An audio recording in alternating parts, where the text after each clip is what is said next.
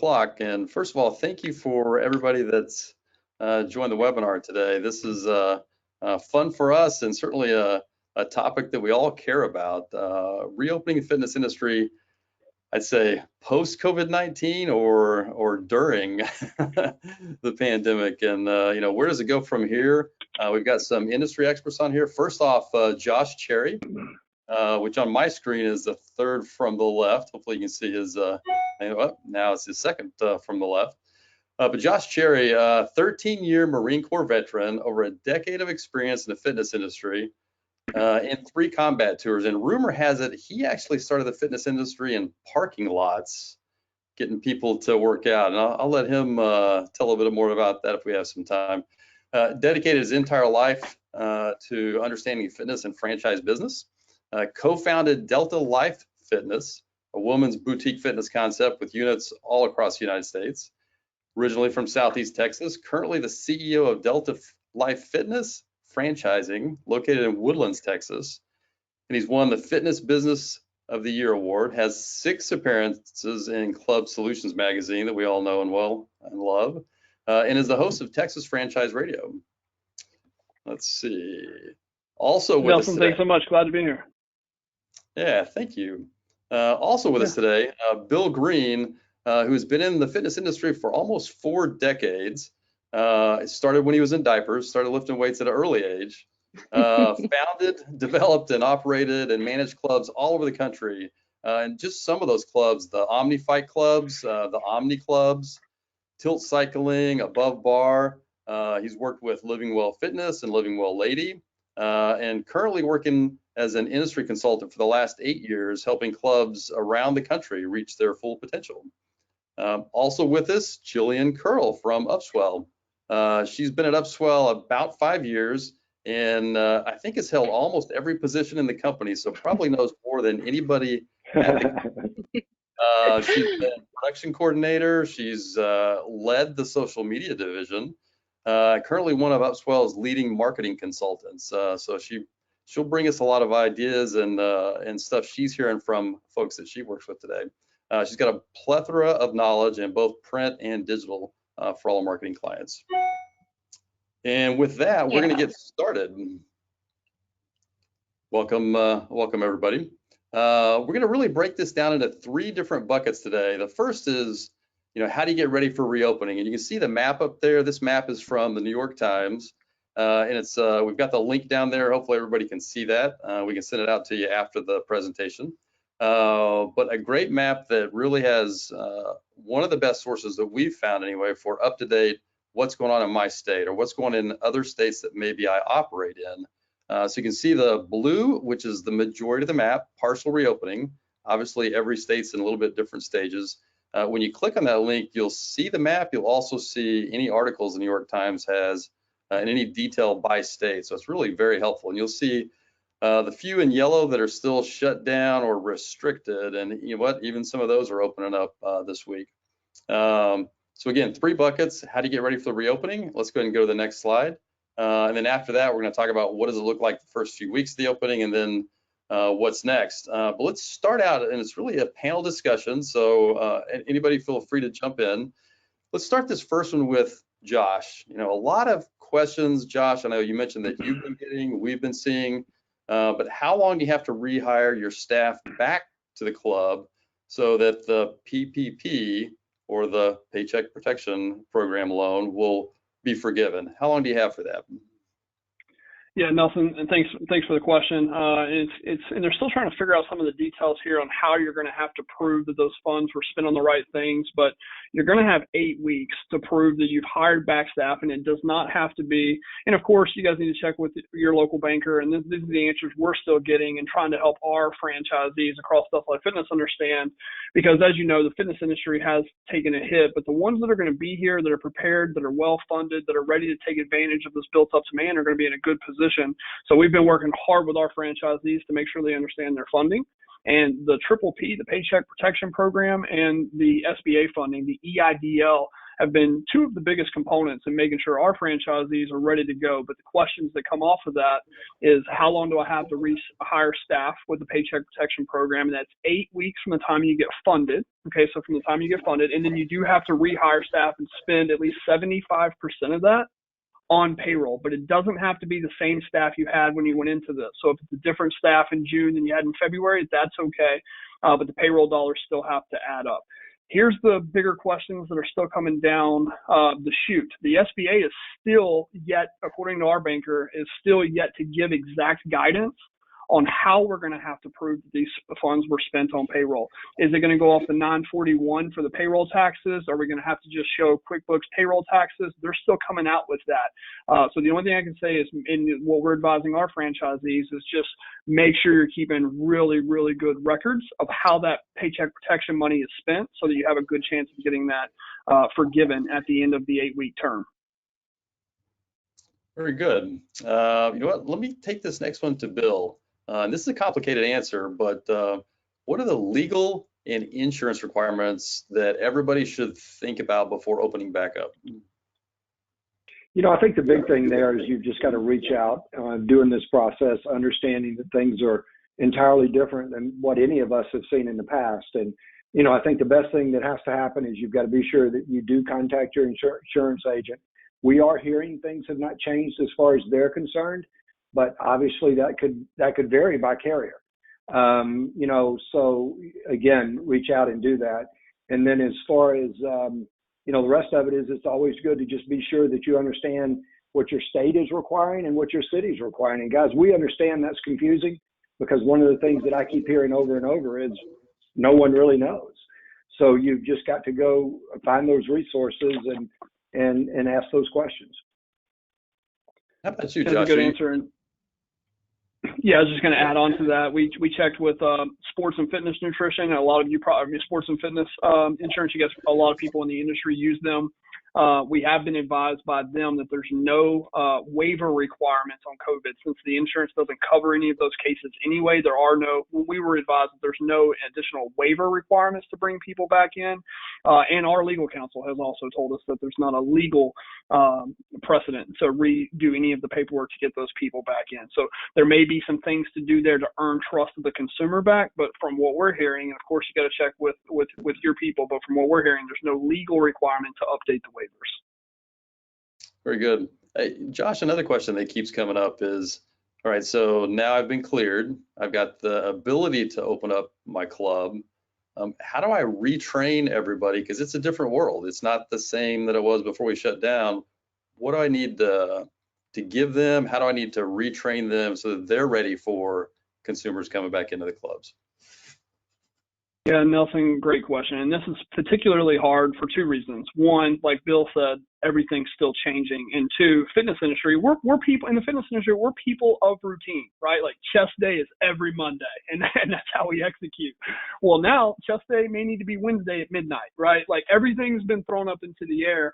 So we've got to make micro decisions. You know, we've got to make decisions based on the information we know in our local area, because as you know, it's different for every state, for every local area.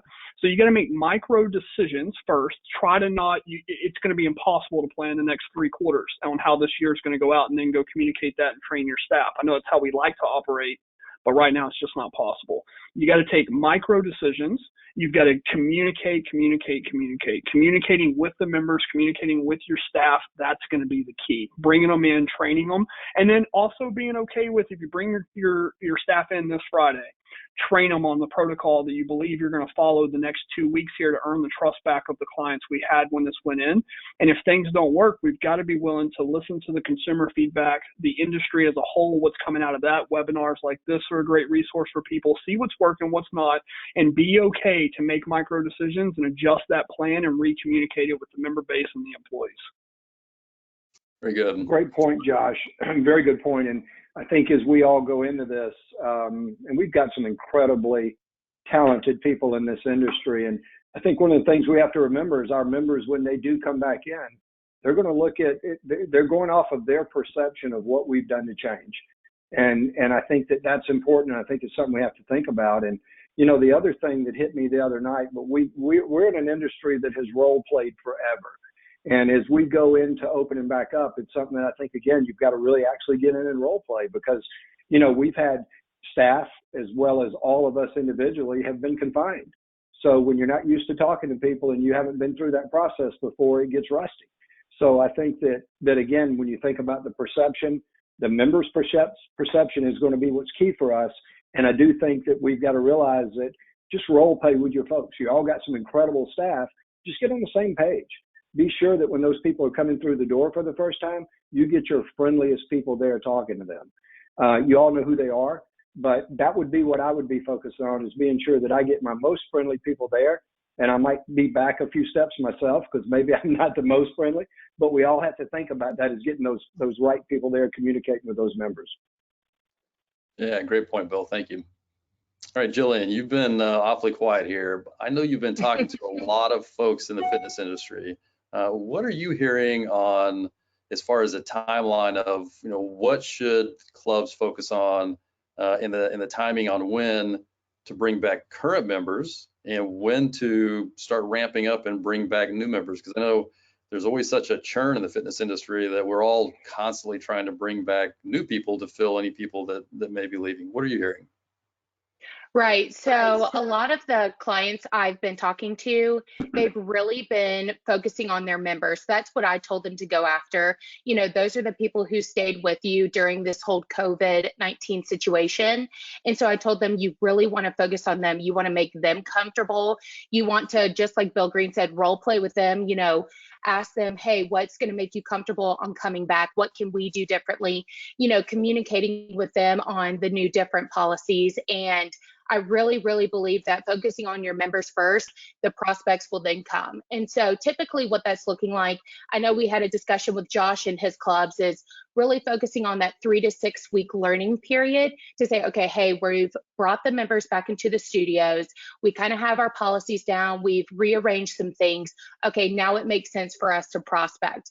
I have some people prospecting right when they open their doors, and I have other people kind of learning what their members are doing and then continue to prospect 6 weeks, 8 weeks down the road.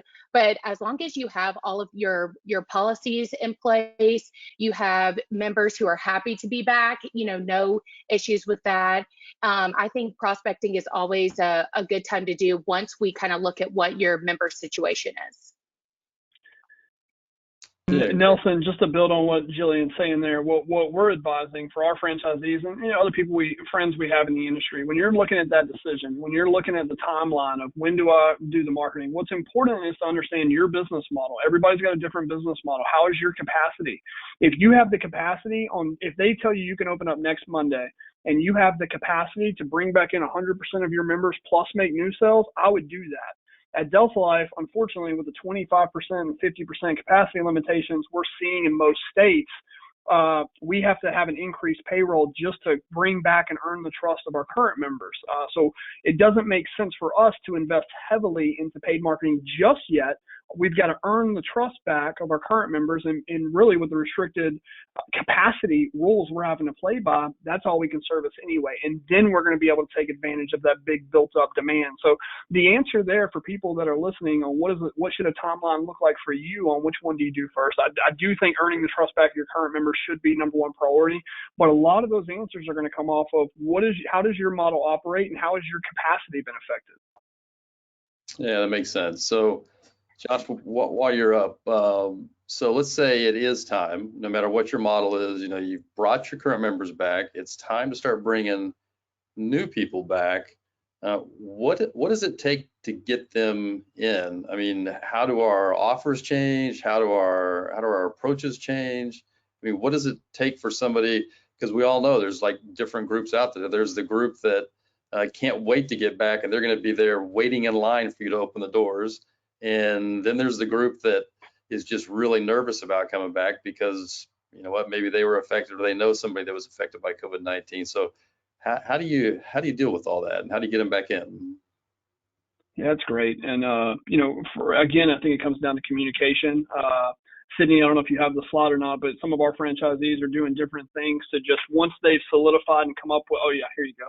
once they've solidified for their area, whatever their local mandates are, whatever the restrictions are going to be. This is one of our franchisees. I felt like he did a great job. He posted all of these on his Instagram story, letting people know what the new procedures are going to be. We've had people starting to get their staff back in the gym. They're talking about and they're role playing, like Bill said. But again, it's got to be based on micro decisions, right? So when you're role playing, what if a member comes and has a temperature and refuses to leave? What are we going to do? Those are new topics we have to talk through with our staff, right? But you're right. I think this, and I didn't want to believe this. I thought there is a huge pent-up demand for in-person fitness, for group fitness. But unfortunately, I think we're all as an industry going to have to earn the trust back before we have the right to market and get new people to come in and regain what was lost and even surpass where we were back in February. I think as a fitness industry, we're going to be able to get past even as good as we were doing in February, but we're going to have to earn the trust back first. And so it's going to be things like on this slide that Sydney's showing you guys here, just communicating and showing them all the things you're doing. And then listening to your clients too. If you do all these things and nobody in your area thinks the masks are helping or doing any good, be okay to make those micro decisions and see how your consumers are responding to what you're putting out. Josh, that's a great point. I talked to an industry leader a couple of days ago, and it's a guy that I've known for a lot of years, and quite honestly was my mentor for my early years. And he described he believes for his clubs and the process that we'll go through will resemble what would happen back in the late 70s and the early 80s. And guys, don't laugh, but in the late 70s and early 80s, you would have somebody come into your club that had never been in a fitness center before. And we had to look at things that way of not assuming what that member knew.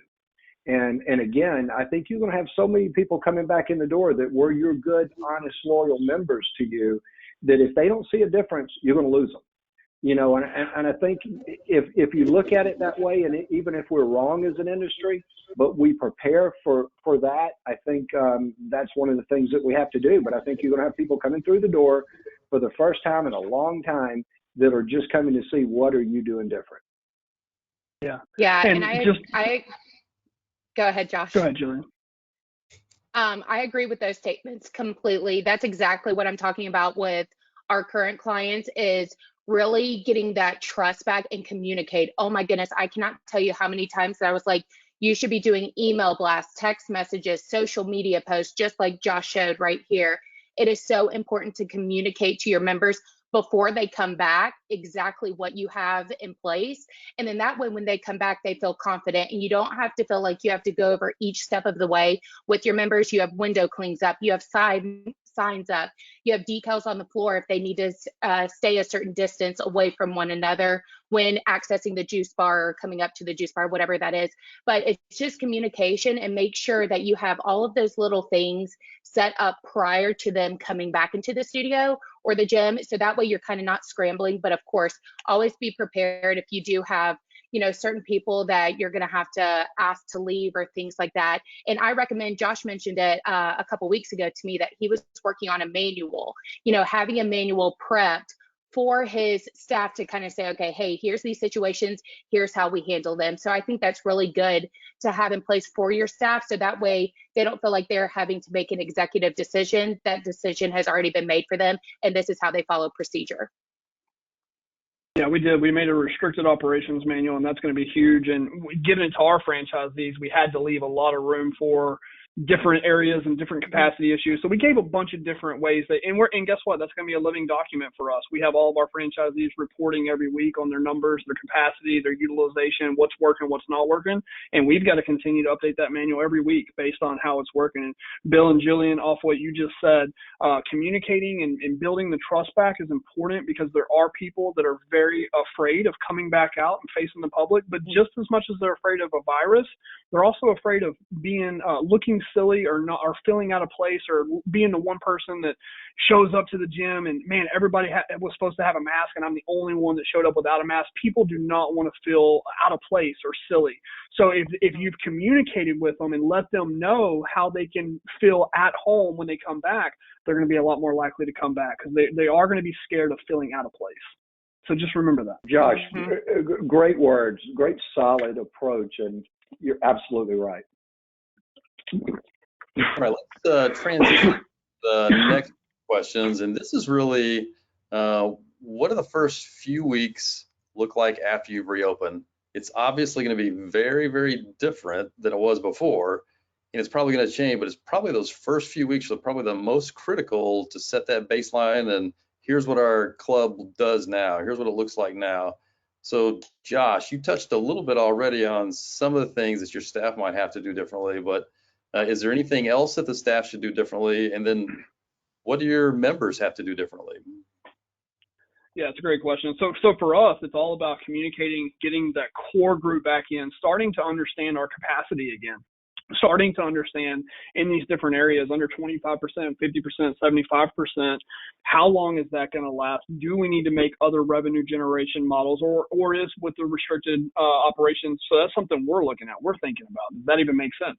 And then at the gym level, their big thing right now is going to be communicating both with their staff and their members. And like you just said, Nelson, the reason it's going to be so important over the summer, everything's going to change so much. I mean, there's Supreme Court hearings that are coming out now, and whether local governments are even going to be allowed to restrict businesses to operate.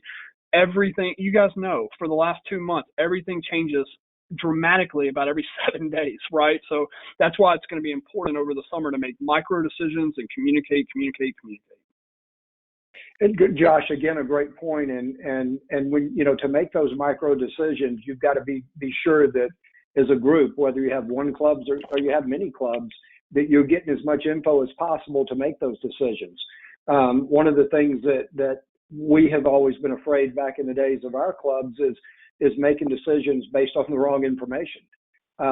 So I do think that you go back to a process of having to completely understand what your traffic is today. It really doesn't matter what it was before. We need to understand what feelings that our members are having when they're coming through the door. Are they bringing guests again? So again, the point being, to make those micro decisions, you've got to open up that information pipeline, if you will. And you've got to get information from every step of the way so you're not making the wrong decisions. Absolutely. And to piggyback off of that, I actually had a client that I recommended to do surveys.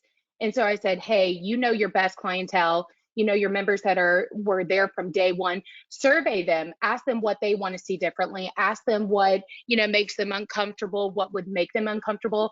Of course, you cannot please everyone, but at least you kind of get a basis of, okay, hey, going back into this, what does a staff member, and survey your staff too.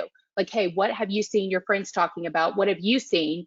And like I said, just being flexible, you're not going to please everybody, but also if you're sticking to those, social distancing guidelines, crossing off water fountains, lockers, and things like that. And, you'll be able to, when people do start coming in and members are asking questions, you'll kind of have that basis based on the surveys and then listening to what's going on in the community as well. That's a good point. Good, thank you. So let's switch gears still, the first few weeks after you open, 2 key pieces to a lot of clubs out there. What does personal training and group fitness look like now? Because social distancing is really hard to do in both those situations. Yeah, good point. And Bill, I'll let you take the personal training. I know you have a lot of friends in that world, and I'm curious on I would think that personal training could be set up with some good social distancing in the Delphi Fitness model. And this is important.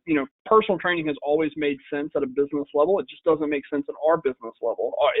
With our business, the way it's set up, it's all based on group and those capacities. And we had our model very well fine-tuned based on 24 spaces per class and a utilization over a week of 60 to 70% of total inventory. That's been the group fitness model, not just for us, but across the board. Most of the cycling studios, OTF, they all use those same metrics, percentage of utilization in the class to keep utilization on an average between 60 and 70%. We're going to have to see over the summer if we're still able to do that. If we can't still hit those numbers, if we can't do group training classes with between 60 and 70% of total utilization on a mathematical model that makes sense, we're going to have to look for other revenue generations as well. And that's why it's so hard right now, because we got to make those micro decisions, and instead of knowing exactly what to do. I wish I could say, hey, here's the new prescription for group fitness, but so much of that's going to depend on how the summer goes, how the consumers react, what permanent solutions are going to stay. And I'm hoping we're going to get through this and we're going to come out of it, and restrictions or the requirements are going to start to lessen and lessen, so we can get those capacities back to where they were. But to answer that question, Nelson, it's all going to come down to capacity and utilization.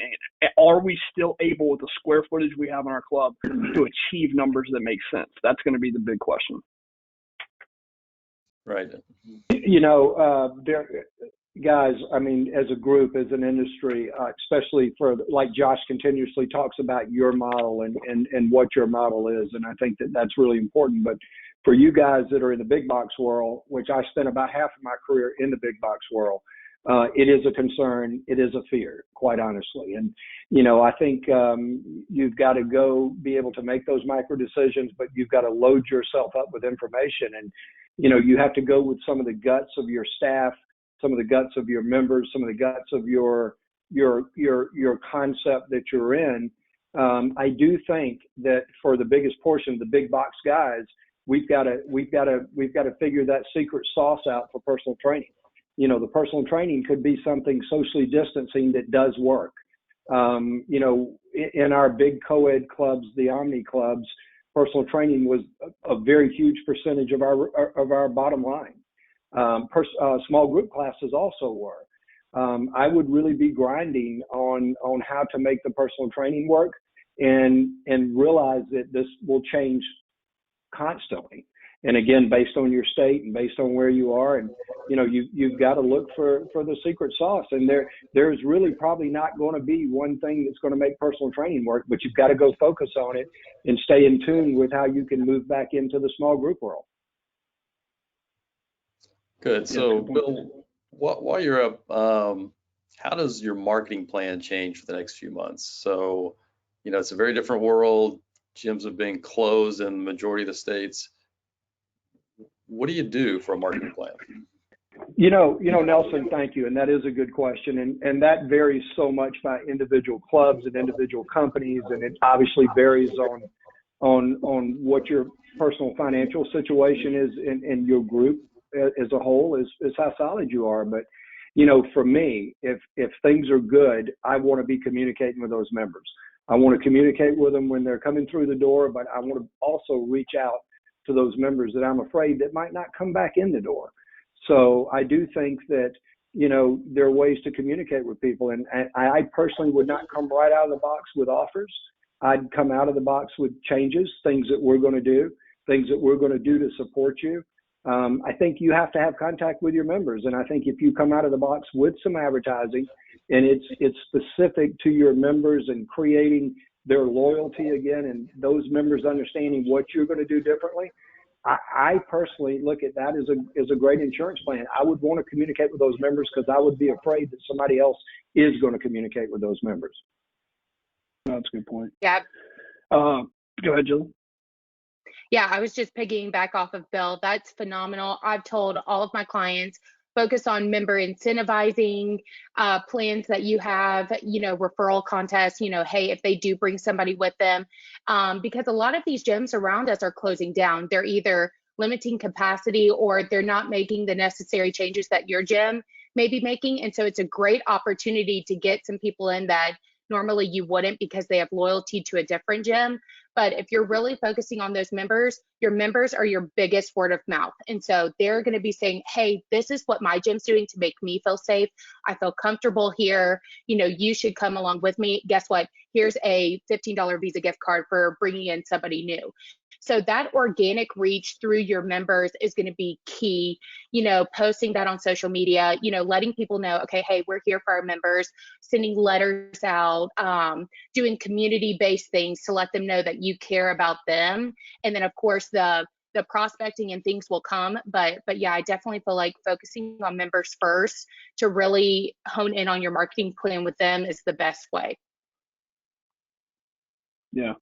And Nelson, I agree with everything Bill and Jillian said for us. And if I was a club owner, here's the things I would be looking at. How we market and how we do this is going to depend on two things: the consumer and the model. The consumer, their trust level; the model, our capacity. And there's a lot of unknowns as we go through this summer, right? So what I would say is, what we're doing at Delta Life and what I would recommend other people do is we've got a good plan for over this summer to earn the trust back, just communicating with members. And like Jillian said, I mean, it's no secret. You guys know, and I'm not happy about this. I like a strong fitness industry like everybody else on the call. But we're going to lose about 30% of the clubs that were here in February are not going to be here in August. And we already know it was 20%. It's looking like it's more like 30% now. So there's going to be a lot of people who had gym homes in February that no longer have one. There's a lot of opportunity, and the cost of leads are historically very low for the fitness industry as for what we've been paying, right? So when the consumer is ready, their trust level, and the model is ready, we can take on the capacity. We're ready to spend probably more than we ever have, or we want to be, right? That's so. We're working with companies like you guys to build when the time is right, when the consumer's trust is ready and the capacity is able to handle it. We want a good 3-month, 1 quarter, about double what our normal marketing would have been back this time last year. We want to double those efforts to first regain the trust of the current members we lost, get those people back in, and then when the trust is there and the capacity is there, aggressively try to surpass where we were here in quarter 3, quarter 4, possibly even Q1 of 2021. But here's another thing to say. We could get 2 weeks from now and everything could change. The numbers could completely drop. We don't know. There's so many things. So what we keep telling our franchisees every Wednesday at our support call, we need to plan and be ready to whether we're able to do that aggressive marketing sooner or later than expected. So right now we're planning to earn trust back over the summer, June and July, and we're hoping that capacity and trust is at a level to where we can aggressively market August, September, October. If trust and capacity becomes available in July, we're going to turn on aggressive marketing in July. If we hit August and capacity and trust is still not there, we're going to delay it another month. Does that make sense? Yeah, it does. Plenty of sense, Josh.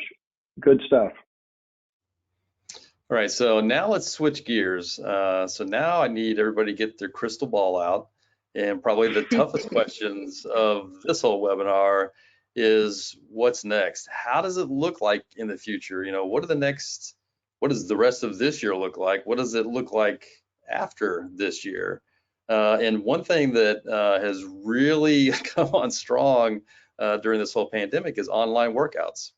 Folks that may have never done an online workout in their life because they like the camaraderie, they like their posse at the club. Now they're doing online workouts because they still got to get a workout in. What role, and let me start with Josh, but what role do online workouts play in the future? I mean, does it stick around? Does it become a part of our culture? Where's it at the rest of this year and beyond? Yeah, Nelson, great question. And I want everybody on the call to know, this opinion alert, 100% an opinion here. So nobody go change your entire model based on what I'm about to say. It's a good question. It's one our franchisees are asking. It's one our entire leadership team is asking. We're looking at new softwares that are coming out. Everybody that uses MindBody Online, they just added a new service to be able to train remotely. There's a lot of attention around that. Here's what I would say. I think it is going to be a part of the future, and I think it makes a lot of sense. I think it's a viable model. Remote training model makes a lot of sense for some people if it fits into your model. And here's what I mean by that. Bill said a minute ago that he's been in the big box world for a long time. In personal training and small group, those two services make a lot of sense to a big box.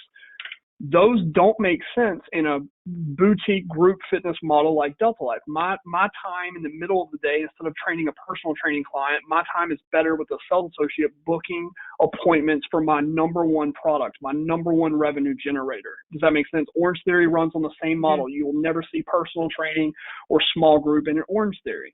So even though small group and private has made a lot of sense for a long time, it doesn't make sense with my model right now. That's going to be the same thing with online training. It's going to be there. Whether you need to invest in it though for your business or your model depends. You need to look and see if you're a smaller trainer that does a lot of the training yourself, you do a lot of personal and small group, having an online option is probably really smart. What it's going to come down to is you're just going to have to look and see. It's going to be here, Nelson. You're right. It is here to stay, but don't just jump on and add it because it's another thing that does make sense. Like I said, personal training's made sense for a long time. And so just do the work and make sure it makes sense with your business model. You're not going to over leverage or get sidetracked from your normal thing, because I also still believe, we just talked about it, 30% of the clubs that were there are gone. I mean, we had almost 60 million Americans with gym memberships. What are we at now? Not even 1 million, right?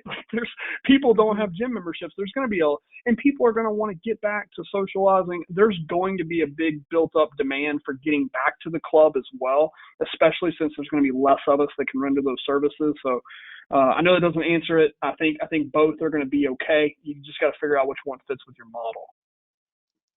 What about you, Bill? Yeah, Oh, sorry, go ahead. Josh, is the first thing for me is, again, understanding your model. And to hear Josh continually talk about model, he understands his model. I personally think online fitness is here to stay to some degree. Now, what that degree is, I don't think any of us really know. But when you look at the success of Peloton, when I look at some of the friends that I talk to in the industry with incredible products that are trying to be in that space, it's going to be there to some way, shape, or form. I do believe the groups that are big enough will understand and will figure this niche out, and it will just be a part of increasing and building your brand, building your loyalty to your member, building that loyalty back to your club. Another thing that is entirely different, guys, with COVID compared to 10 or 15 years ago is most everybody's on month-to-month contracts. So you have to create that bond with that member. And I do believe that online fitness is here to stay to some degree. And I think some people will embrace it and figure out some of those unique opportunities to make it work for them. Yeah, absolutely. I think it's going to be a huge add-on for clubs. Just like you said with COVID-19, we have people who are still restricted to staying at home and working from home. So, they're in states like New Jersey, New York, California, they can't go out. So I think you absolutely, if that makes sense for your model, you capitalize on that. I know donation classes have been going up. Make that an add-on. Of course, earn the trust of your clients right now, but I think you'll start to see people who typically brought their kids with them to the gym and can't bring them because the childcare shut down. They're going to work out from home. And same thing, all-time sales high with at-home equipment being purchased. People are turning their garages into lift studios. So I definitely think it's here to stay. I think you should definitely capitalize on it if that's part of your business model, and make that an add-on and generate a little bit of revenue off of it. Yeah, I know we've also heard from some clients that have said, make it part of the premium level subscription, or make it a la carte. So it will be interesting to see. Bill, what does the fitness industry as a whole, how does it look different beyond 2020? Nelson, thank you. And that is a good question. If I sat here and said I knew, then I should be somewhere else, and maybe Vegas, even though it's closed, but we don't know. But here's what I will say. We've all heard nothing but gloom and doom. And here's the deal. This is an industry full of survivors. It always has been. So what will happen as an industry is we'll pull together, we'll learn from each other, and you'll adapt. And I think the big thing here is I'm almost as excited at my age now as I've ever been in this industry, because there will be incredible opportunities that will come from this. And I think the guys that are looking for the info, and the gals that are looking for the and are communicating with their staff and communicating with their members, you can figure this out. Just how we did business yesterday is not going to be the norm. That's the only thing I can say for sure. So let me go to Jillian and just kind of, pair off of what Bill said, that, we're a tough industry. We learn from each other. Jillian, what have you learned for the fitness industry from the pandemic? Wow, these owners are tough. I just would never want to be in your shoes right now, but the fact that you've made it this far, you're still pushing through. The biggest thing I would say is that community, things like this webinar where we can all come together and we're not, we're sharing ideas, we're sharing, hey, this is what's working for us, this is what's not working. I think the more that we can come together as a community and share those ideas and make our members feel known and appreciated, I think you're going to start to see a stronger member basis and accountability changing, and people just really heavily relying on their fitness studios as a community base. I know I did. My gym, constant text messages, constant Facebook group messages too, where I felt like I wasn't alone. And that's the biggest thing. I think that a lot of people feel alone, and your fitness family is there. And so I definitely think what I've learned from this is just how strong the fitness community can be, and just that it can only get stronger from here.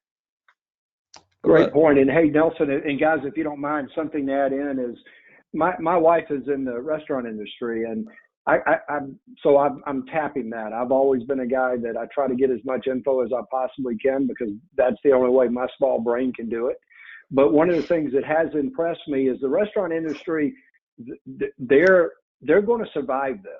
These guys that are there. I was in a new concept today, and we were actually sitting there laughing because you could see several other restaurateurs in there taking pictures. So what's interesting that can help us as individuals and club owners and wherever you're at with your career, look to other industries too, because some of those industries do share a lot of information, and some of them are extremely proactive about how they get their business back to the next point they want it to be. So one of the things that I know that I have done a lot in my career is focus only on what's going on in the fitness industry, but there's some incredible successful stories out there, and you can learn from other industries and bring it back into your clubs. And I think that is something that you can help, is go look at some of these other industries. Yeah, good point. Josh, what about you? Have you learned anything maybe unexpected during this whole pandemic? Oh my goodness, these last 3 months have been just a lot, right? For us and the franchisees and the leadership team, we've had to. It's just been tough. It's been tough on everybody. Everybody on the call knows, the decisions that are coming at us, the way we're having to figure out these things and make decisions and go forward. It's highlighted three things for me really, really well, and it's the more work you can put in and the more you understand your strategy and your business model, it's helped us dramatically be able to make decisions. And what I mean by that is we follow the entrepreneur operating system. So we have our purpose, our niche, that whole thing. And the purpose of Delta Life Fitness is we create positive communities of women. So when this whole thing happened, and all of our franchisees are posting sad videos and they're crying and they're locking the doors, we were able to transition very quickly. We still created positive communities of women just online. We went and created Facebook groups and started pouring in all of our at-home workouts for free. And then people started doing, like Jillian said, they started creating and building big positive communities of women still in these big Facebook groups. And then some of our gyms started doing passing out sack lunches to the moms that needed help. I mean, they were still building positive communities of women. And I think that's going to serve us well when we reopen the doors. All the work our franchisees did to continue to serve the client, serve the avatar. And I saw how important that was. One, to know who the avatar is and to have your strategy built around that avatar and have that before the world gets tumped upside down. And then when you have to pick your North Star, it's super easy to keep moving in that direction. And then similarly, just understanding our business model. We've in Bill Green, we've fought and worked very hard to keep our business model very simple, a 200 member break even, 300 doing well, service and debt, 400 home run members. And we know our unit economics so well that as we're having to look at these restricted capacity numbers, it's been easy for us. We know what our payroll per hour is. We know all these numbers. So doing that work has helped us. And then the last thing I've learned, my business partner, Robbie Marl's a lot better at this than I am, but he's kept us very responsible as a business and not let us get over leveraged, which is one of the reasons we're still here. If we had been too over leveraged, we'd be in a real bind right now. And so he's taught me a lot about good basic principles. When the world's fine and financing is flowing, it's easy and tempting to get over leveraged. And my business partners have done a good job keeping us not that way. And we're in a good position now to continue to move forward. And so those are the three big things that I learned. We've got some questions from the audience. We got just a few minutes left here. I think a good one, let's say, Bill, one of our listeners today commented and asked the question, what do you do on the wet area in clubs? You know, pools, hot tubs, showers, saunas. How do you handle that? Listen, it's a challenge. It's a concern, and a lot of people don't know the answer to that. You know, the state I live in, Georgia, Lifetime is not open up yet. I think, and they have pools, as you guys know. They're trying to understand what they can do. LA Fitness, I do believe, is not open. If so, they've opened up in the last day or so. So I do think that with your pool areas, and I think it'll change rapidly, I think you need to go ahead and understand how you're going to socially distance them and have your plans ready to go, like Josh said. You know, I think with a lot of those wet areas and, you know, whether your steam rooms and your saunas and those kind of things, that's going to be decided as time goes on. And I think you've got to go through all of your different options of requirements that will be ready for you to be ready to open. You have to assume what those could be and be ready to mandate those, you know, because your members that are using those areas want to get back in and use them as quick as they can. And I think that's where you've got to go through that process, like Josh said, of really, you know, coming with multiple different ways of this is where we'll open up based on social distancing. So social distancing will continue to those areas. Mm-hmm. Yeah. And here's another thing that's really important for that. If you have a pool in your area, here's how communication can help you, right? Like exactly like Bill just said. Say Bill's an avid swimmer and he's waiting on Lifetime to reopen just so he can use the pool. If another club opens and says, hey, we're opening in phases, no pool at first, but our pool will be back open in August, Bill, if he's an avid swimmer, he may go to the one that's already communicated when their pool's going to reopen. So no communication is bad. It is okay to open in phases, right? We're doing that. Members only, then prospects, then we're bringing the kids back in, then we'll open up the locker rooms. But we're communicating to our members so they know what to expect and when's the kids' care going to be reopened. As long as they know, you're going to help them stick with you. So Totally agree. Great answer.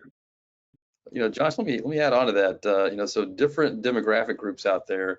One that we keep getting questions about, and one of our listeners today asked the question, how do you take care of the senior citizens? You know, if you've got a silver sneakers program, if you've just got an older crowd that's probably a little more nervous and, you know, affected a little bit more by the pandemic, what do you do with them? That's a great question. There's one model that I know on the West Coast that caters only to 60 plus. I think if there's a way that, you know, the older population is probably going to feel more comfortable if they know they're not around sick younger folks, mostly kids, right? If there's any way, if you can, with any consumer, no matter what demographic they fall into, especially the most vulnerable for this disease, the more you can either let them know, hey, we don't think it's safe to come back yet, and just be honest with them, or tell them, hey, you can come back, and we've opened up a private bathroom for you guys, whatever it is. Just being smart and communicating.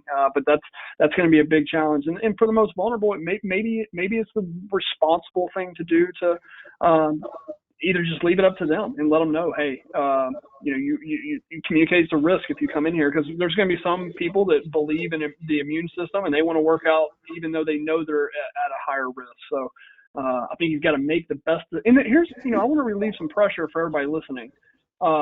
Everybody, or at least they should, knows that we're all trying to figure this out as we go. So if you make some wrong decisions, you know, kind of relieve yourself a little pressure there. Make some decisions, execute as good as you can, and adjust those decisions week to week. Josh, great answer. I do think the thing that I keep coming back, and when I hear especially that, is, again, I think the answer there is no communication is a problem. And you need to be communicating with your members. And I can say for sure, I would be communicating with my members. And I think that's very important. You know, another question that's come up, when you have your trainers, your instructors, how do you disinfect the shared instructor microphones? Or do you share instructor microphones anymore? We have I've seen that one come across a lot. Mm-hmm. Some of the bigger brands are buying individual headsets for every trainer. I've seen that. I've seen if you have a small enough capacity to where you don't, with us, we could get away without using the microphone. We like to have it, but we can get away without using it for over the summer. So I think it'll come down to your individual model. But people have that's been a big concern, and it looks like from what people are doing in the industry is they're either ordering extra mics to have those, or putting the disposable wrap around them, or just taking them off altogether. Good question, Nelson. Yeah. I think that's a And very good answer, because I don't think you have a lot of solutions other than those two.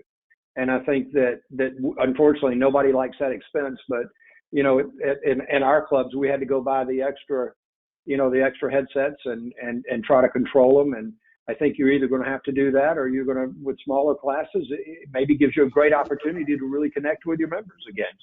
And I think that it's got to be one of those two answers, because that would be a concern that could spread to the rest of your club. Let's ask and one. Go ahead.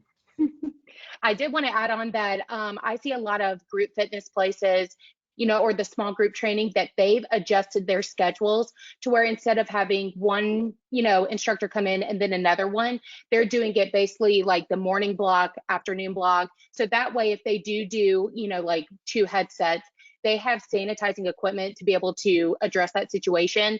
If you feel like, okay, hey, I have 15 instructors, I have no idea how I can buy 15 headsets, you know, just move around your schedule a little bit, and that'll help as well with limiting the number of people being, you know, using that equipment back to back. All right, so one final question for Jillian, and it's that fine line when you do start marketing again, whether it's to current members or to prospects. How do you sell new memberships in addition to everything else you're doing without seeming insincere? And how do you portray that in your marketing? That is huge, and it really comes down to messaging. And so what I have suggested to all of my clients is that should be the number one thing that you're focusing on in your wording is, hey, we're safe. We are taking highly different protocols. Really getting that message across and say, hey, when you're ready to come in, where some clients are not even using expiration dates on things like mailers and social media posts, because they want people to hold on to that and say, hey, when you're ready to come in, we're going to be here for you. And so another client that I have up in the Northeast region, they're actually working on community-based marketing, just letting people know what's going on in the community, what they've helped with, and where they can help. So just like Josh said, getting involved in sack lunches with kids and things like that, they're able to still put their name out there. And it's a really fine line of like, hey, we're helping, but it's not overly salesy. So that's the biggest thing, is we don't want to come off overly salesy. I just had another client who just did an offer, and it was to first responders only. And so they said, hey, we just want to focus around people we can really help right now. And so that way, if we do have somebody who walks in and inquires about us that's not necessarily with that specific offer, we can then offer them a free workout or something like that. But the key is really getting across that messaging of not being salesy, not like slamming an offer down people's, you know, throats or things like that, but just focusing on staying clean, staying healthy. We're here for you. You know, we're not trying to get you to make a certain decision by a certain date. Just really exuding that trust and community feel back behind the marketing. All right, very good. So first of all, thank you to all of our viewers and our listeners today. We've had a great turnout. If anybody showed up late to the presentation, there's, if you can see it on your screen, if you just want to shoot an email to grow@upswellmarketing.com, we can shoot you a link to get you to the video. And then a very big thank you to our guest speakers today, Josh, Bill, and Jillian. So thank you, everyone, and hope everybody has a great day. Thank you. Thank you. Thanks, Thank Nelson. you.